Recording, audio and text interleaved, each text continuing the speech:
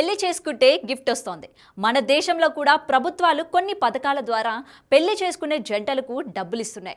కానీ జపాన్ ప్రభుత్వం ఇచ్చిన ఈ ఆఫర్ మాత్రం జస్ట్ అన్బిలీవబుల్. అవును, పెరిగిపోతున్న జనాభాకు అనుగుణంగా సిటీ పల్లెల మధ్య విడిపోతున్న సంబంధాలు, పెళ్లిళ్ల రేషియోని సరిచేయడానికి ఓ అద్భుతమైన ఆఫర్ని ప్రవేశపెట్టింది.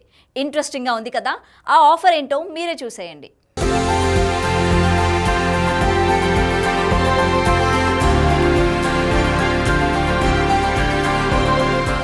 ఇప్పుడు పిల్ల దొరకడమే కష్టంగా ఉంది. చక్కగా కట్నాలు, కానుకలు, ఉద్యోగంతో మహాలక్ష్మిలా నడిచి వస్తోంది పిల్ల అని వంకలు పెట్టి వెతికిన సంబంధాలు వర్కౌట్ అవ్వడం లేదు. ఆడపిల్లలకు అలా ఉంది క్రేజ్. అయితే ఇప్పుడు ఆడపిల్ల విలువ తెలుసుకున్నారు జనాలు. ఒకప్పుడు ఆడపిల్ల అనే దీర్ఘాలు తీసేవారే ఇప్పుడు ఆడపిల్లలు పుడితే పార్టీలు చేసుకుంటున్నారు. అయితే పెళ్లిళ్ల విషయంలో మాత్రం కొన్ని దేశాల్లో ఆడపిల్లలు ఎక్కువ, మగపిల్లలు తక్కువ ఉన్నవాళ్ళు కూడా సిటీ ఆడపిల్లల్ని పెళ్లి చేసుకుంటున్నారు. దీన్ని ఆపడానికి, పల్లెటూరు పిల్లలు పెళ్లిళ్ళు రేషియో పెంచడానికి జపాన్ గవర్నమెంట్ బంపర్ ఆఫర్ ప్రకటించింది.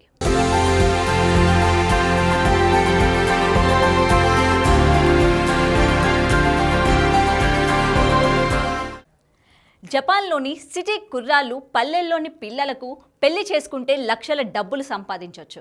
జపాన్ రాజధాని టోక్యో నుంచి పల్లెలకు వెళ్ళి వివాహం చేసుకోవాలనుకునే వాళ్లకు మాత్రమే ఈ ఆఫర్ అంటోంది అక్కడ ప్రభుత్వం.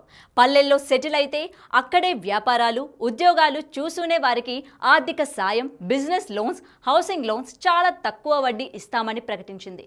అంతేకాదు, అక్కడ అమ్మాయిని పెళ్లి చేసుకుంటే ఇండియన్ కరెన్సీలో 6 లక్షల రూపాయలు కూడా ఇస్తామని ప్రకటించింది.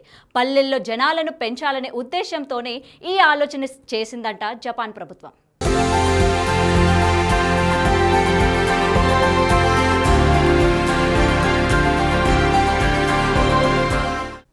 2025 ఆర్థిక సంవత్సరం నుంచి ఈ పథకంలో భాగంగా టోక్యోలో ఉంటూ పెళ్లి కాని యువతులు, మహిళల గ్రామీణ ప్రాంతాలకు వెళ్లి పెళ్లి సంబంధాలు చూసుకుంటే అందుకు అయ్యే మొత్తం ఖర్చులను అక్కడ ప్రభుత్వమే భరిస్తోంది. అంతేకాకుండా టోక్యోలోని యువతులు పల్లెలకు వెళ్లి అక్కడి యువకులను వివాహం చేసుకొని అక్కడే స్థిరపడిపోతే దాదాపు $7,000 అంటే ఇండియన్ కరెన్సీలో దాదాపు 6 లక్షల రూపాయల ఆర్థిక సాయం చేస్తానని ప్రామిస్ చేసింది. జపాన్లో జనాల నమోదు రికార్డు స్థాయిలో పడిపోతోంది. జనాభా స్థిరంగా ఉండాలంటే జనాల రేటు కనీసం 2.1గా ఉండాలి. గతేడాది అలా ఈ రేటు కూడా తగ్గిపోయింది, 1.20కి పడిపోయింది. జనాల రేటు పెంచేందుకు జపాన్ ఈ నిర్ణయాన్ని తీసుకుంది. ఈ కొత్త స్కీమ్ భలే ఉందంటూ నెటిజన్లు కమెంట్లు పెడుతున్నారు. కానీ భారత్ లాంటి దేశంలో ఇలాంటి ఆఫర్లు పెద్దగా వర్కౌట్ కావనే చెప్పాలి.